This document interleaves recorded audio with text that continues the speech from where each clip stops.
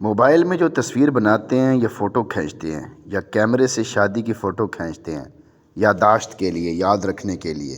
کیا یہ جائز ہے یا ناجائز؟ دین اسلام میں جاندار کی تصویر سازی کسی بھی شکل میں ہو، متحرک ہو یا ساکن ہو، یعنی چل رہی ہو یا رکی ہوئی ہو، کسی بھی طریقے سے بنائی جائے، بناوٹ کے لیے جو بھی آلہ استعمال ہو، کسی بھی غرض اور مقصد سے تصویر بنائی جائے، حرام ہے۔ اس تنوع اختلاف سے صورت گری اور تصویر سازی کے حکم میں کوئی فرق یا نرمی نہیں آتی، یعنی اس میں جو قسموں کا اختلاف ہے یا علماء کا جو اختلاف ہے اس سے حکم میں کوئی فرق یا نرمی نہیں آتی۔ نصوص کی کثیر تعداد، نصوص کہتے ہیں قرآن کی واضح آیات، حدیث کی یعنی جو صحیح احادیث ہیں ان کی کثیر تعداد اور بے شمار فقہی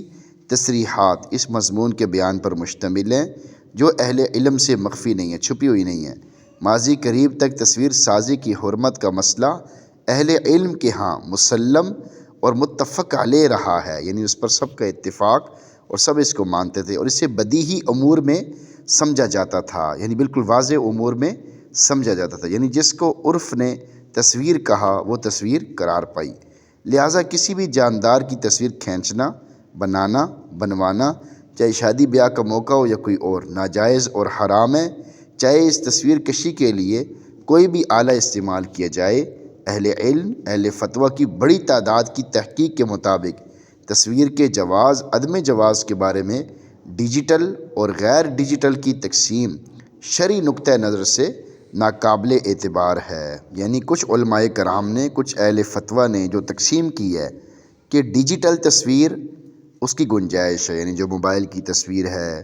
یا وہ تصویر جو بظاہر یعنی کاغذ کے علاوہ والی تصویر ہے جو موبائل کے اندر ہے، جو کیمرے کے اندر ہے، یعنی اس کے بظاہر کوئی شکل نہیں ہے، تو اس طرح کی جو تقسیم ہے وہ جامع علوم اسلامیہ محمد یوسف بنوری ٹاؤن کراچی کے نزدیک ناقابل اعتبار ہے۔ بہرحال تقویٰ یہی ہے کہ حتی الامکان تصویروں سے بچا جائے، تصویر بنانے سے بچا جائے، کیونکہ اس کی بہت زیادہ وعیدیں ہیں، اس سے بچنا مشکل ہوتا جا رہا ہے۔ اللہ تعالیٰ سے توفیق مانگنی چاہیے کہ اللہ تعالیٰ ہی ہمیں